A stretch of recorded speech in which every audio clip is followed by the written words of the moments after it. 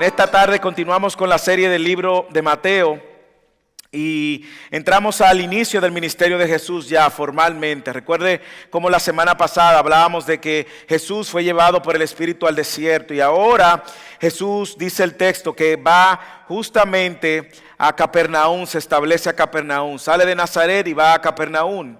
Y es donde inicia formalmente el ministerio, pero es bueno que sepamos que el ministerio de Jesús inicia interesantemente cuando Juan el Bautista es tomado preso. Increíble que durante un tiempo Juan era la voz que clamaba en el desierto, preparando el camino del Señor y con el mensaje mismo que luego Jesús continúa. Arrepiéntanse, el reino de los cielos se ha acercado. Juan es tomado en la cárcel, así Dios lo decidió y Cristo ahora surge. Juan decrece para que Cristo sea ahora la figura importante. Y su mensaje fue el mismo que Juan, el mismo llamado a los hombres, que se arrepientan porque el reino de los cielos había llegado. A partir de este capítulo, nosotros vamos a ver el ejercicio, la aplicación del ministerio de Jesús. Y el ministerio de Jesús tuvo un triple impacto, si se puede decir. Sus enseñanzas, su predicación y el ministerio de la sanidad. No solamente los que seguían a Juan ahora estaban siguiendo a Jesús, sino que nuevas multitudes estaban viniendo donde Jesús. Y Mateo nos está recordando cómo este ministerio inicia de manera particular en Capernaum. Interesante que Capernaum no era una ciudad importante como Jerusalén. Probablemente si nosotros fuéramos a implementar una estrategia de implementación de un nuevo ministerio, fuéramos al downtown de esa ciudad. O fuéramos en la parte donde más gente había, no. Él va a Capernaum, que era un pueblito, salió de Nazaret, no muy lejos ahí. Capernaum, donde se movía y circulaba cierto número de personas por el tema de la pesca. Pero Capernaum era un lugar que hubiese sido bueno para una gente esconderse, no para hacerse público. Pero el ministerio de Jesús estaba atrayendo a todos.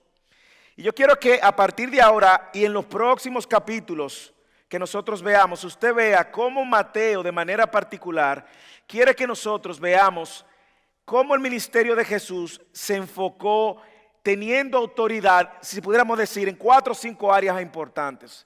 Usted lo va a ver durante todo el Evangelio. Jesús muestra una autoridad en la predicación y en la enseñanza de las Escrituras. Una autoridad única Jesús mostró con respecto a esto. Él explicaba la Escritura de una manera que nadie más lo podía explicar. De hecho, los fariseos decían, este habla como uno que tiene autoridad. Nosotros vamos a ver también que Mateo quiere dejar claro la autoridad y el poder que Jesús tenía para dar vida física y vida eterna, sanando también a enfermos físicamente. Y Mateo lo muestra como uno que tiene autoridad sobre la enfermedad. También Mateo muestra a Jesús como uno que tiene autoridad y poder sobre el mundo espiritual, sobre los demonios, sobre toda hueste de maldad. También vamos a ver a Mateo mostrando a Jesús como uno que tiene autoridad y poder sobre el día de reposo y la ley judía. Y finalmente vamos a ver a Mateo mostrando a Jesús como uno que tiene autoridad sobre la creación y la naturaleza. Así que yo le invito a que usted abra sus ojos y sus oídos, porque durante toda la serie vamos a ver a Jesús mostrando una autoridad. ¿Y qué está buscando Mateo? Mateo quiere que su audiencia recuerde que Jesús es el Mesías prometido, el Rey prometido, el gobernador de Israel, el Rey de las naciones. Así que, como inicia el ministerio, quería que ustedes empezaran a levantar las expectativas de lo que vamos a ver con el ministerio de Jesús y el llamado de Mateo mostrarnos esta superioridad de Jesús sobre estas áreas. Y de hecho, como dije, uno de los ministerios centrales y cardinales era la enseñanza. Quizás el ministerio de mayor importancia era la enseñanza y la proclamación. Por su enseñanza y su proclamación es que los fariseos se molestan, es que crea controversia. Y de hecho, a partir de la semana próxima, por 3 capítulos corridos, vamos a ver a Jesús enseñando lo que se llama el famoso Sermón del Monte. Era uno de los temas principales. Pero ¿cuál es el mensaje y el título el mensaje de Jesús y el título del sermón? El reino de los cielos se ha acercado. El reino de los cielos se ha acercado. Y este es el título del sermón también. Yo quiero que veamos 4 cosas que van a caracterizar el reino de los cielos. El mensaje que Cristo trae y el ministerio que Cristo inicia. Lo primero que vamos a ver es que el reino de los cielos ha llegado como Dios lo había anunciado. Y eso es importante porque nosotros estamos viendo a un Cristo, a la palabra encarnada, sometiéndose a la palabra. Nosotros vemos en el versículo 12 que dice, cuando él oyó que Juan había sido encarcelado, ¿quién oyó? Jesús. Cuando Jesús oyó que Juan había sido encarcelado, se retiró a Galilea y saliendo de Nazaret, fue y se estableció en Capernaum, que está junto al mar en la región de Zabulón y de Neftalí. ¿Para qué? Para que se cumpliera lo dicho por medio del profeta Isaías cuando dijo, tierra de Zabulón y tierra de Neftalí, camino del mar, al otro lado del Jordán, Galilea de los gentiles. Importante. El pueblo asentado en tinieblas vio una gran luz y a los que vivían en región y sombra de muerte una luz les resplandeció. Como dije, Jesús estuvo esperando su momento. Podemos sacar muchas aplicaciones y no quiero detenerme en detalles que están ahí, pero Jesús esperó su momento para empezar el ministerio. Jesús no tenía en mente, déjame esperar, déjame salir ahora, luego del bautismo, porque ya llegó mi momento. No, él sabía que Juan el Bautista estaba preparando el camino para él y ahora el tiempo había llegado justo cuando él escucha que Juan está preso. Pero más aún, él no solamente lo hace luego de que el ministerio de Juan ya termina, sino que lo hace conforme a lo que Dios había dicho, en el tiempo que había dicho y en el lugar que había dicho. El hecho de que él se fuera a Galilea y como era reconocido de los gentiles, era un mensaje también para los judíos, de que este mensaje del reino de los cielos no era solo para los judíos, sino que también lo incluía a los gentiles. Y ahí está usted y yo. Ahí Dios está dejando claro que el mensaje que iba a tener como epicentro a Jerusalén, a Israel y esta nación iba a alcanzar a personas como usted y como yo en cualquier lugar del mundo. Nosotros vemos que Jesús inicia el ministerio en el lugar que se había profetizado, lo que nos habla del respeto que Jesús tenía a la autoridad de la Escritura. Jesús no estaba inventando su propia versión de las cosas, cuando aún él podía hacerlo porque era Dios, pero no, parte de la grandeza de su divinidad y su humanidad junta era someterse a la autoridad de Dios y de lo que se había acordado por medio de su palabra. Nazaret, como dije, era pequeño, era un lugar no muy popular, por eso usted va a escuchar que más adelante dicen de Nazaret. Y algo bueno va a salir de Nazaret. Bueno, para que usted tenga una idea, Capernaum era una ciudad más pesquera y habían rutas comerciales donde habían muchos gentiles. Y es interesante que cuando Isaías da esta profecía, esta región no se había desarrollado aún.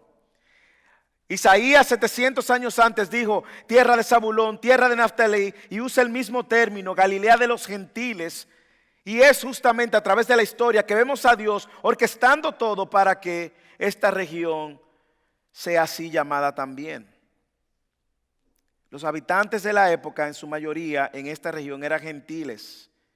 Algunos eran descendientes judíos, pero la mayoría eran gentiles. Y me encanta que una vez más Mateo usa un texto del Antiguo Testamento para apuntar a Jesús como el Mesías. En el caso de Isaías es en el capítulo 9, tal como leímos desde Mateo, pero Isaías, si usted sigue leyendo en el capítulo 9, el versículo 6 es una referencia directa del Mesías. Capítulo 9, versículo 6, en el 1 al 2 dice: no habrá más lobreguez, oscuridad, para los que estaban en angustia, como en tiempos pasados. Él trató con desprecio a la tierra de Zabulón y a la tierra de Neftalí, pero Después la hará gloriosa por el camino del mar, al otro lado del Jordán, Galilea de los gentiles. El pueblo que andaba en tinieblas ha visto gran luz. A los que habitan en tierra de sombra de muerte, la luz ha resplandecido sobre ellos. Usted sabe lo que dice el versículo 6. Porque un niño nos ha nacido, un hijo nos ha sido dado, y la soberanía reposará sobre sus hombros, y se llamará su nombre admirable, consejero, Dios poderoso, Padre eterno, príncipe de paz. Recuerde que los versículos y los capítulos no son inspirados. Era un rollo completo. Así que cuando una gente estaba leyendo esta porción de Isaías, continuaba hasta esta narrativa que conectaba con el Mesías. Y Mateo una vez más nos quiere recordar esto, citando a Isaías. Hermanos, yo creo que mucho podemos sacar de la verdad de que el reino de los cielos llegó en el tiempo anunciado. No quiero detenerme mucho, pero yo no sé usted, pero esto nos trae un sentido de confiar en que Dios ordena el tiempo. No solamente de Jesús, sino el suyo. Dios ordena su tiempo. Dios está corriendo su plan. Y nosotros podemos alarmarnos cuando vemos cómo está la sociedad convulsionando. Cuando vemos la sociedad cómo se está autodestruyendo. O cuando usted ve su vida y dice, mira, mi vida no anda muy bien. Yo no veo muchas luces, no. Hay como mucha oscuridad en mi vida últimamente. Dios está en control. Hermanos, Dios está en control del tiempo. Y mire cómo Jesús, el reino llega en el momento indicado. A veces nosotros nos generamos ansiedad. Y sobre todo cuando una persona no conoce del Señor. Cuando una persona no conoce del Señor, nosotros tenemos temor. ¿Y si esa persona se muere? ¿Y si se muere sin Cristo? ¿Y si se muere? Es un temor natural. Pero recuerde que Dios no va a llegar antes y Dios no va a llegar después. Confiemos en que Dios orquesta los tiempos y los eventos. Y Él hace que las cosas sucedan conforme a su plan, no el nuestro. Lo segundo es que el reino de los cielos ha llegado con un mensaje de salvación. El reino de los cielos ha llegado con un mensaje de salvación. Versículo 17 y 23. Desde entonces Jesús comenzó a predicar y a decir, arrepentíos porque el reino de los cielos se ha acercado. Mire cómo dice el versículo 23 del mismo capítulo. Jesús iba por toda Galilea enseñando en sus sinagogas y proclamando el evangelio, las buenas nuevas del reino. Un mensaje de salvación que iba a acompañar el ministerio de Jesús, no solamente por el mensaje, sino porque Él era la encarnación del mensaje. Jesús mismo era el mensaje encarnado. El mensaje de esperanza encarnado. Y nosotros vemos que Jesús inicia ese ministerio con este mensaje, esta predicación de las buenas nuevas del reino. Y Juan el Bautista en el capítulo 3 versículo 2 dijo las mismas palabras porque él estaba preparando el camino.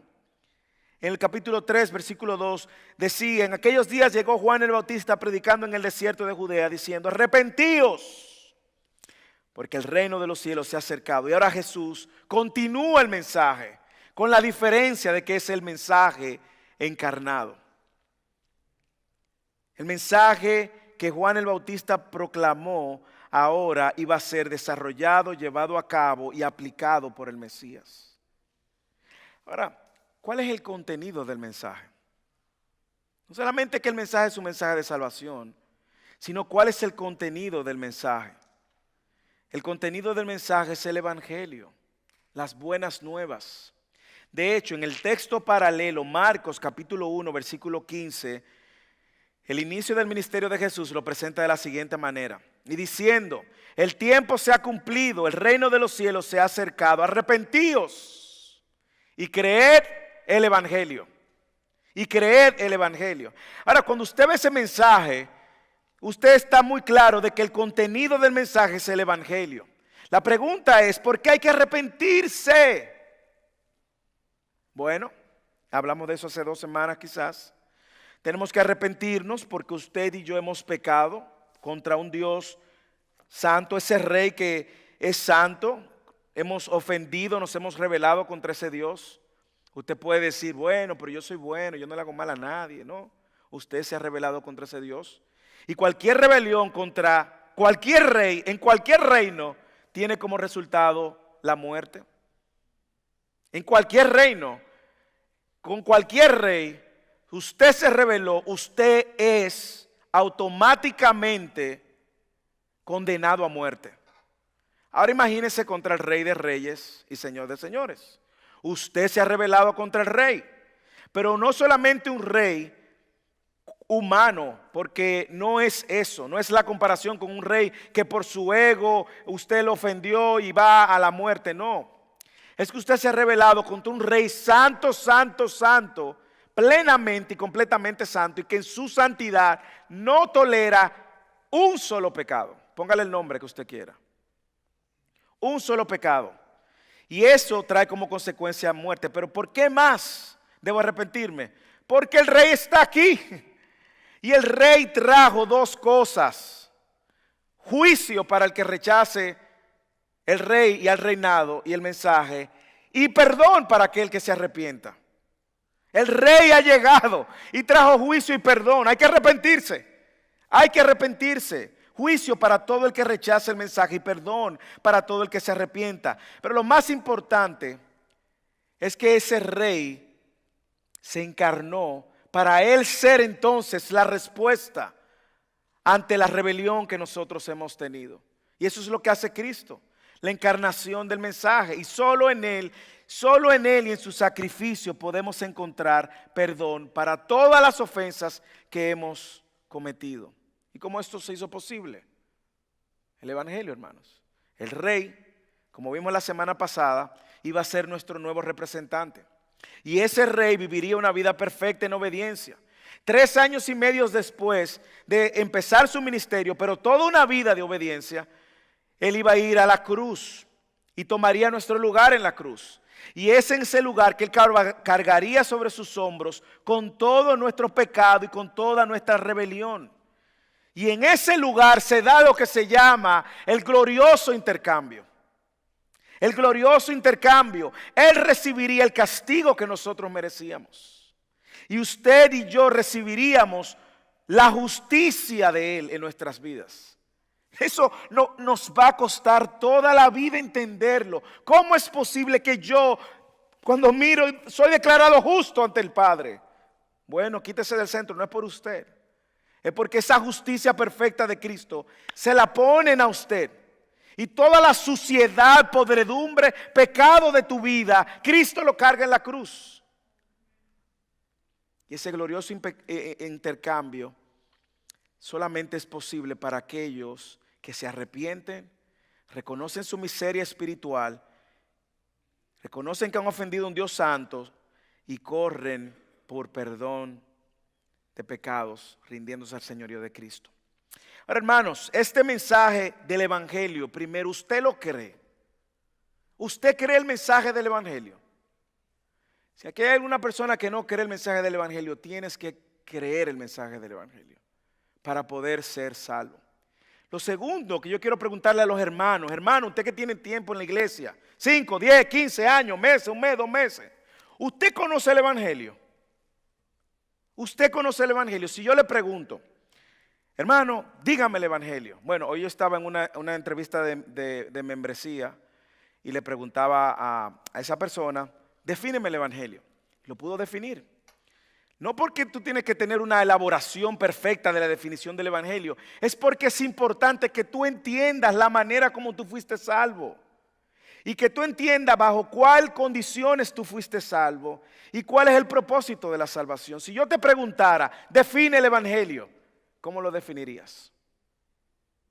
Si en esa definición no hay elementos de que tú eres pecador, si en esa definición no hay elementos de que tú necesitas a un Salvador, si en esa definición no hay elementos de que tú tienes que arrepentirte de tus pecados, y no hay elemento de que tú te has rendido al señorío de Cristo y que tú has reconocido que Cristo es el único camino para la salvación de tus pecados y que en Cristo tú tienes toda la justicia que tú mereces y la promesa de una resurrección, probablemente, hermano, usted tenga que entender y conocer el Evangelio.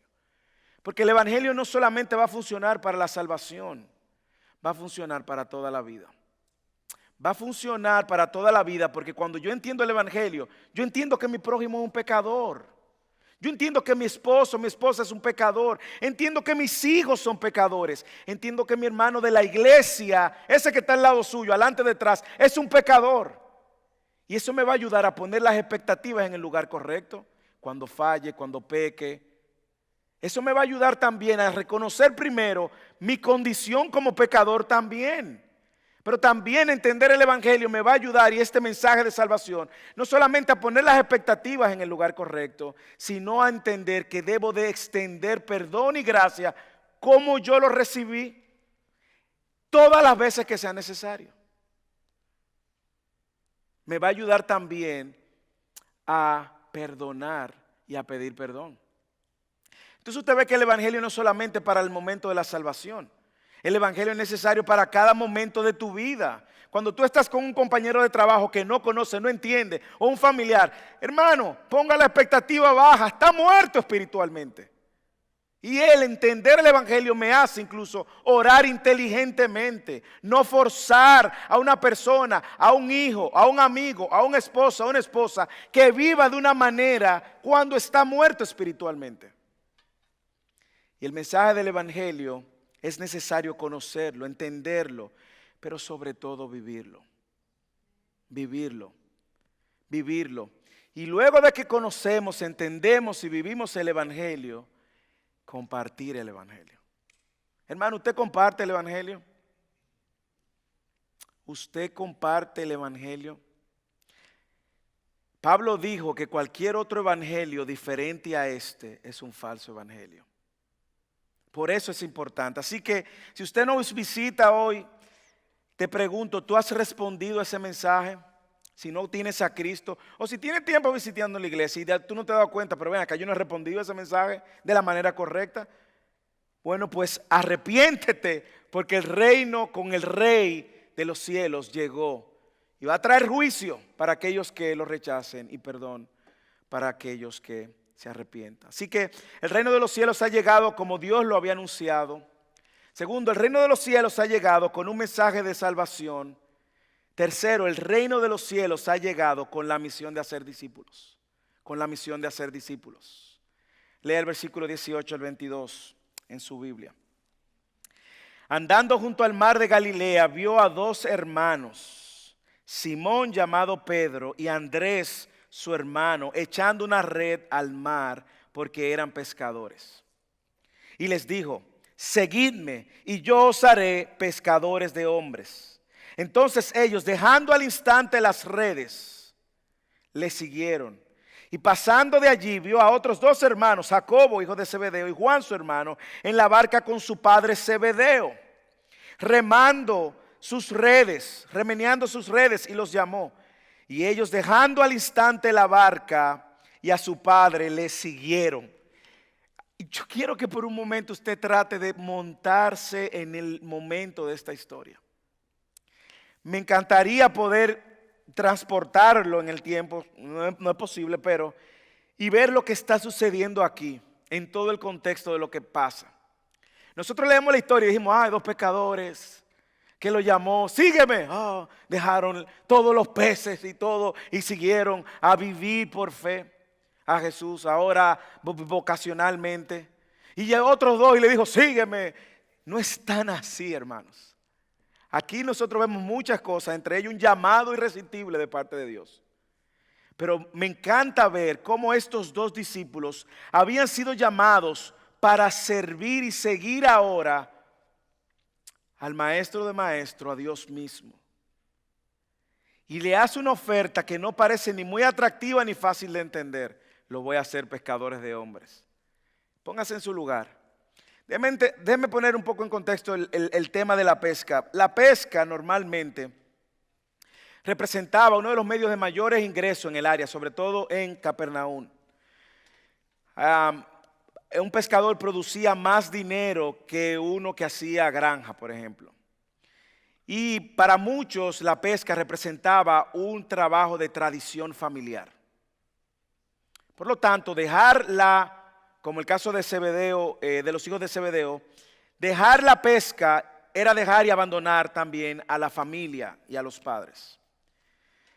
Pero aquí el Señor los está llamando y le está ofreciendo un nuevo oficio, y es el de traer al reino de Dios los que creen en Cristo. La oferta de Jesús es que sean sus discípulos, y esta era una oferta única.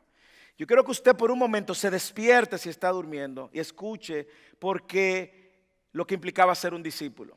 En el contexto de la cultura, ser un discípulo de un rabí o de un maestro era dejar todo lo que tú tenías para seguir el ejemplo de ese rabí y aprender de ese rabí todo. Todavía es así en Israel.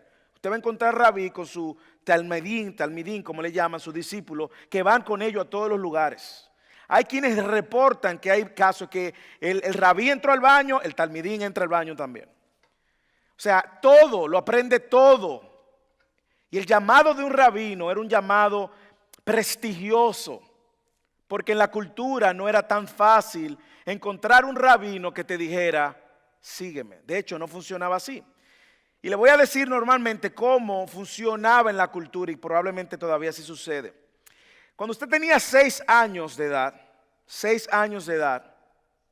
de 6 a 10 años, usted empezaba lo que se llamaba el Bet Sefer, o la casa del libro. 6 a 10 años. Y el Bet Sefer le enseñaban la Torá, los primeros 5 libros de la Biblia. Ok, esto lo hacían en la sinagoga local. Pero no solamente le enseñaban, no sé quiénes tienen aquí hijos de 5 años, 6 años, 7 años, 8 años o 10 años, pero de 6 a 10 años, Bet Sefer. Ahí se aprendían de memoria los primeros 5 libros de la Biblia. Génesis, Éxodo, Levítico, Números, Deuteronomio. Y si al final de los años esa persona quedaba, esos niños tenían condiciones y mostraban que tenían aptitudes, podían pasar al otro nivel que se llamaba Bet Talmud. Si no tenían condiciones, ¿usted sabe a qué se dedicaban? Al trabajo de la familia. Empezaban a pescar o empezaban a hacer granja, lo que sea que la familia hiciera, o carpintería, lo que sea.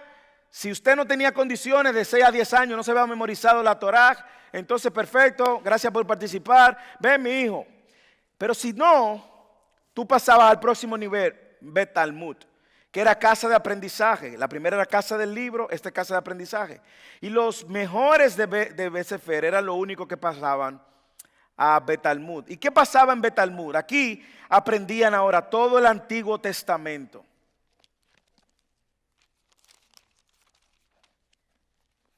De memoria. Todo el Antiguo Testamento.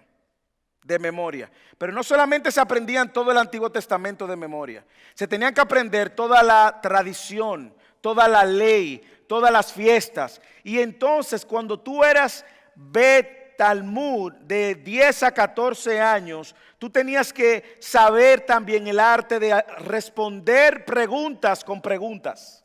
Eso es algo que usted ve mucho que hacían los fariseos con Jesús. Y Jesús les respondía con una pregunta. Y los fariseos hacían una pregunta y Jesús les respondía con una pregunta. Bueno, cuando eran Bet Talmud te enseñan a responder preguntas con preguntas. Y si tú eras de lo mejor en Bet Talmud y tenías gran manejo de la escritura, de la ley, de la interpretación y de la tradición, estamos hablando de 14 años, usted pasaba al otro nivel que se llamaba Bet Midrash, el último nivel. Si tú no eras bueno, ¿qué tú hacías? Regresaba con tu familia. ¿A hacer qué? Pesca, farm o a hacer carpintería.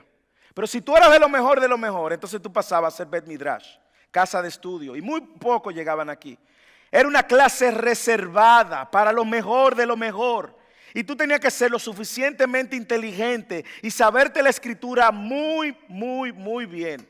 Y te daban la oportunidad de ir donde un rabí que te ayudara en tu educación. Y el rabí probaba y te hacía preguntas y probaba tu conocimiento. ¿Y qué dijo Moisés en Éxodo? No había capítulo ni versículo, pero tú tenías que citarlo de memoria. ¿Y qué decía el profeta Ezequiel del Mesías? El profeta Ezequiel del Mesías decía esto. ¿Y qué decía el salmista David? El salmista David decía esto y esto. Y tú tenías que saber. Y si ese rabí veía que tú tenías todas las condiciones y eras bueno y que te podías encaminar a ser otro maestro y ser igual que él, el rabí entonces te decía, sígueme, toma mi yugo y sígueme.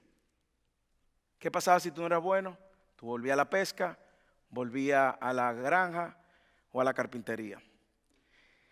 Y eso entonces te calificaba a ti para seguir a un rabí. Por lo tanto, cuando en la sociedad, una persona, un rabí tenía varios discípulos, era porque estos discípulos habían cualificado. No así con estos que Jesús está llamando. Estos que Jesús está llamando no habían calificado como usted y como yo. No tenían condiciones. No habían sido lo mejor de lo mejor de lo mejor. Al contrario, se habían dedicado al negocio de la familia. Y toda su esperanza ahora estaba en el negocio de su familia. Y es en ese contexto cultural donde Jesús le dice a estos discípulos: síganme. Y más adelante, Mateo 11, por ahí, vamos a leer que Él le dice: tomen mi yugo, que es fácil y ligera mi carga. Y mire cómo responden los discípulos ante el llamado irresistible. Ellos, dejando al instante las redes, le siguieron. Y pasando de allí, vieron a 2 hermanos más, a Jacobo, hijo de Zebedeo, y a Juan, y su hermano en la barca con su padre Zebedeo, que estaban en el negocio de la familia, porque no habían cumplido los estándares. Y que le dijo: síganme. Y ellos al instante dejaron la barca y a su padre. El seguir a Cristo y el hacer discípulos y el ser discípulos siempre, escuche, siempre tiene y ha tenido un costo. Ahora que nosotros pensamos que ser discípulo es venir los domingos a la iglesia y con venir los domingos a la iglesia ya tú eres. No, hermanos, ser discípulo siempre ha traído consigo un costo. Un costo que muchas veces nosotros no queremos pagar. Jesús llamó a estos pescadores a que dejaran sus profesiones y le siguieran permanentemente. Y los tomaría ahora para ofrecerle un oficio más importante. Y me encanta la ilustración de Jesús: los haré pescadores de hombres. Mire la dinámica: ellos pescaban seres vivos que iban a morir cuando estuvieran fuera. Y Jesús los está invitando a alcanzar seres muertos espiritualmente para que vinieran a la vida.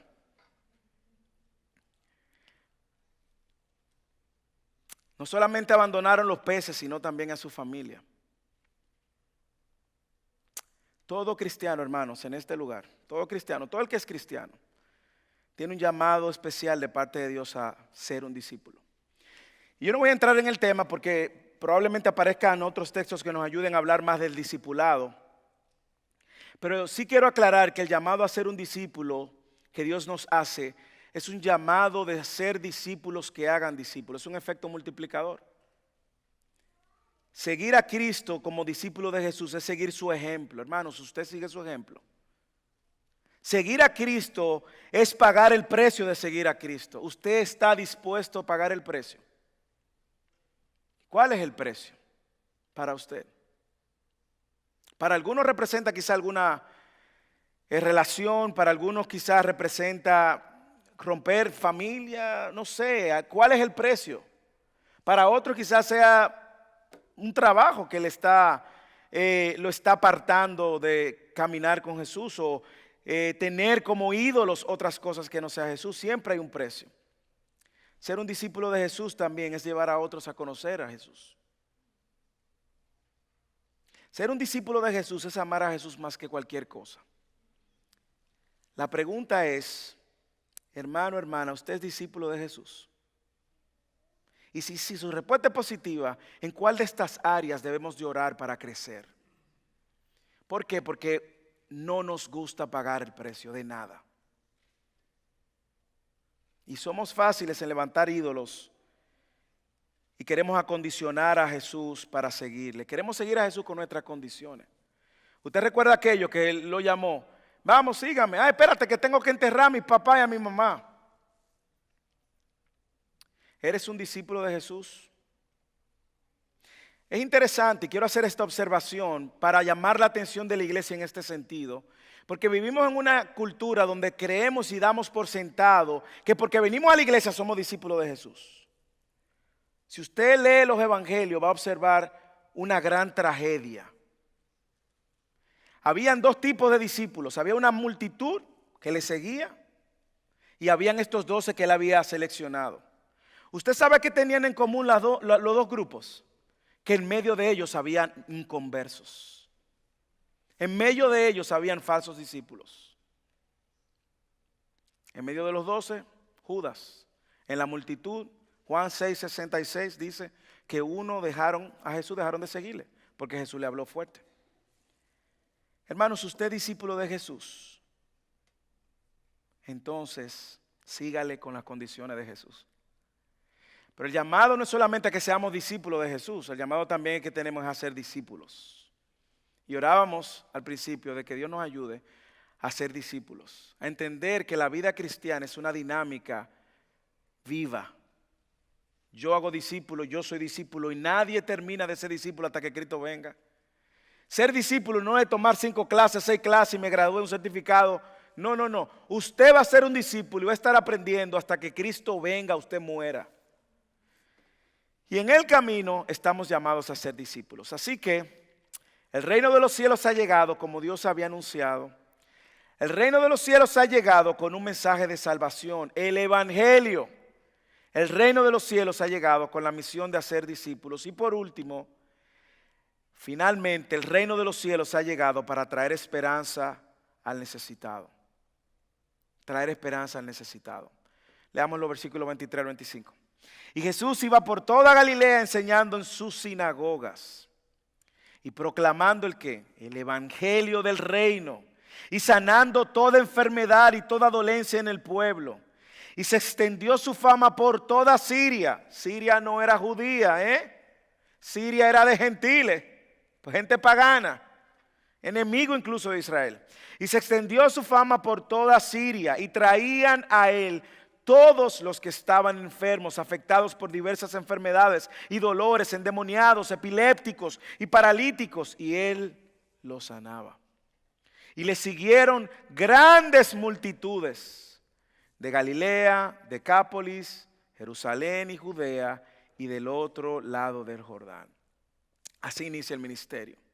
Y aquí nosotros vemos a un Jesús teniendo compasión, por gente que era enemigo históricamente del pueblo de Israel. Pero muy claro Jesús no está diciendo que Él vino a suplir una necesidad en la gente, en el alma de la gente. Había necesidad en la sinagoga, en las sinagogas, una necesidad espiritual, y ahí Jesús estaba en las sinagogas. Recuérdese que las sinagogas eran los lugares donde se necesitaba por lo menos 10 hombres, padres de familia, judíos que entendieran, y así se formaba una sinagoga, y ahí él iba a enseñar, el ministerio de la enseñanza. Pero también otro ministerio fuerte fue el de la predicación del evangelio, y eso es lo que dice, y él estaba proclamando el evangelio del reino. Y otro ministerio importante era el de sanar. Porque mientras él sanaba, él estaba confirmando que él era el Mesías. Ahora, ¿por qué Jesús iba a la sinagoga? Bueno, Jesús iba a enseñarle en la sinagoga que él era ¿quién? El Mesías. Él iba a la sinagoga para decirle a la gente, todo lo que ustedes han leído del Antiguo Testamento habla de mí. Usted recuerda Lucas 4:18, el Espíritu, leyendo Isaías, el Espíritu de Dios está sobre mí porque me ha ungido para anunciar las buenas nuevas, para sanar a los... Y él dijo al final, esto se ha cumplido hoy. Él iba a la sinagoga para que los judíos supieran y no tuvieran excusas de que el Mesías del Antiguo Testamento estaba en sus ojos. Y Jesús iba a enseñarle cómo todo el Antiguo Testamento se relacionaba con este reino que él venía a anunciar, con el Mesías, y él explicaba las profecías. De hecho, es Isaías 61 que cita a Jesús cuando lee Lucas 4:18. Mire lo que dice Isaías 61. Rápidamente. Dice del versículo 1 al 4:5. Dígame si esto no es lo que Jesús hace. El Espíritu del Señor de Dios está sobre mí, porque me ha ungido el Señor para traer buenas nuevas a los afligidos. Me ha enviado para vendar a los quebrantados de corazón, para proclamar la libertad a los cautivos y la liberación a los prisioneros, para proclamar el año favorable del Señor y el día de venganza de nuestro Dios, para consolar a los que lloran, para conceder a los que lloran en Sión se les dé de diadema en vez de ceniza, aceite de alegría en vez de luto, manto de alabanza en vez de espíritu abatido, para que sean llamados robles de justicia, plantíos del Señor, para que Él sea glorificado. Y eso es lo que Jesús hace en esos versículos finales de Mateo. ¿Qué está haciendo Jesús? Por medio de estos milagros, por medio de la compasión al necesitado espiritual y el necesitado físico, trayendo esperanza. Señores, nosotros leemos a veces la Biblia y se nos olvida que en ese momento no habían antibióticos. En ese momento no habían especialistas. En ese momento no habían vacunas. Por lo tanto, cuando una persona caía enferma, era prácticamente un decreto de muerte. No había esperanza. Así que cuando Jesucristo viene, encuentra a esta gente necesitada en la sinagoga y en las calles. Y necesitados espiritualmente. Y Él usaba el milagro para atraer la gente hacia Él para predicar el evangelio del reino. Imagínense cualquier enfermedad, como le dije, mataba a cualquiera. Pero ¿por qué el milagro? ¿Por qué era tan importante? Yo creo que hay 3 razones claras. Yo creo que primero, Jesús manifestó todo su poder para mostrar que Jesús era Dios con nosotros. Jehová Rafa, haciendo milagros. Milagros que necesitaban solamente Dios podía crear de la nada. Imagínate un ciego de nacimiento que no tenía la retina o el ojo en condiciones para ver. Eso había que crearlo de cero, de nuevo, de cero. Solo Dios lo podía hacer.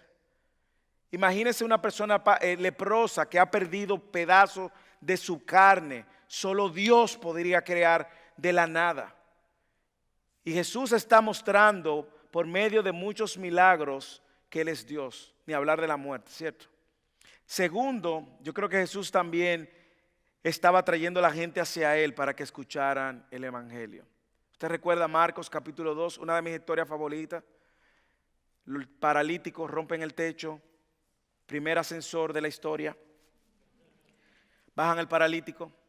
Y ahí en ese encuentro de Jesús con el paralítico, ¿cuáles son las palabras de Jesús? La primera palabra, ¿usted la recuerda? Las primeras. Tus pecados te son perdonados. Y el paralítico estaba paralítico.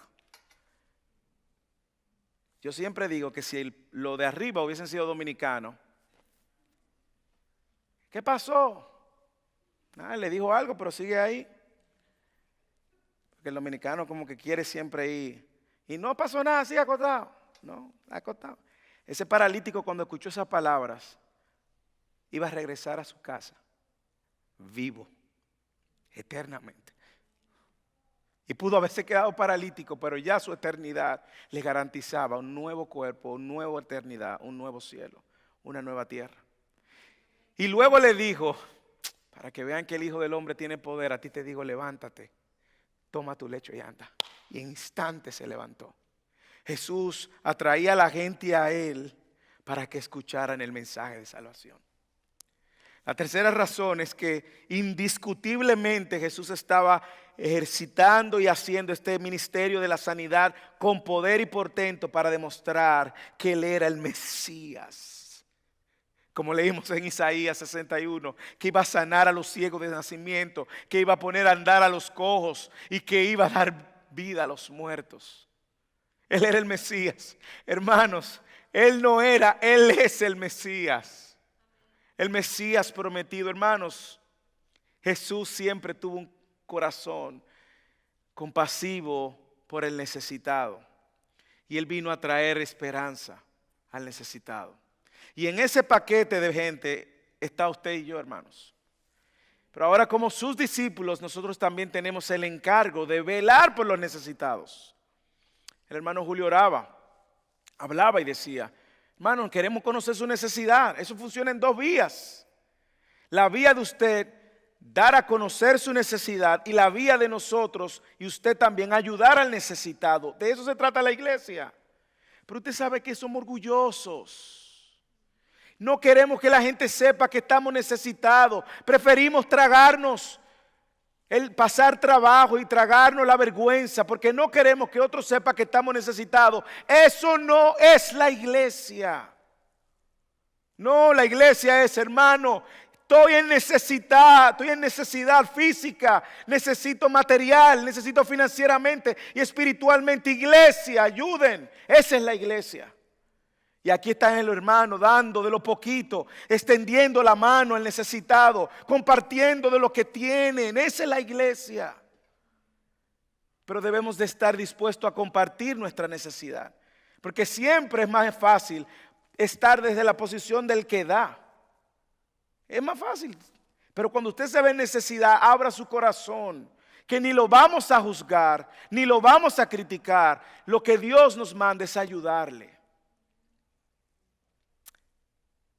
Nosotros tenemos el mensaje del Evangelio y es un mensaje que trae esperanza. Seamos embajadores de esa esperanza. No solamente en palabras, sino también en hechos. Miremos a nuestro alrededor donde hay necesidad. Y la necesidad siempre va a traer consigo un sacrificio. Seamos y estemos dispuestos a servir sacrificialmente.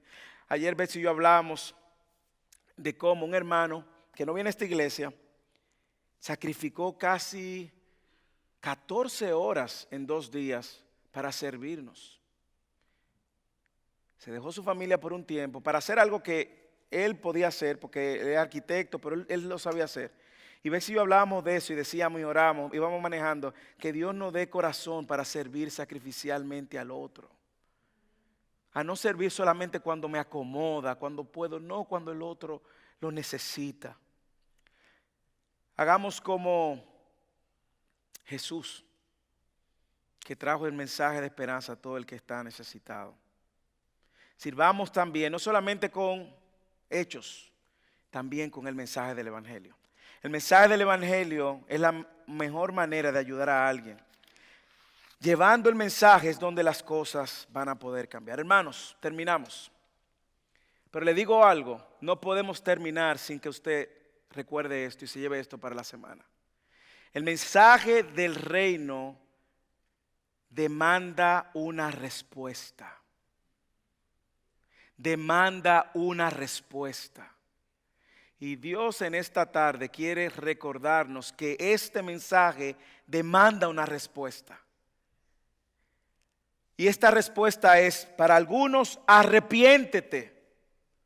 Arrepiéntete. Arrepiéntete de tus pecados y ven a Cristo. Arrepiéntete de no vivir una vida que honra a Cristo. Y arrepiéntete de haber ofendido a Dios. Arrepiéntete, si eres cristiano, de no andar como un discípulo de Cristo. La otra respuesta es, como cristianos ya, ser discípulos, que hagamos discípulos. Vivamos como discípulos. Si ya eres cristiano, sigue a Jesús con sus condiciones, no con las tuyas. Este mensaje y evangelio del reino demanda una respuesta. La pregunta es, ¿cómo usted va a responder? Que Dios nos ayude esta semana.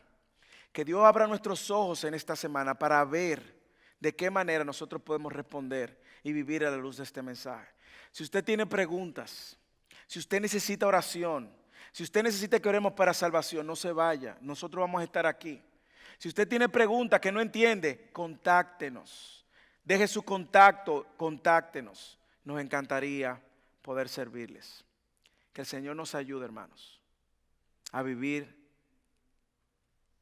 a la luz del Evangelio y a la luz del reino de los cielos.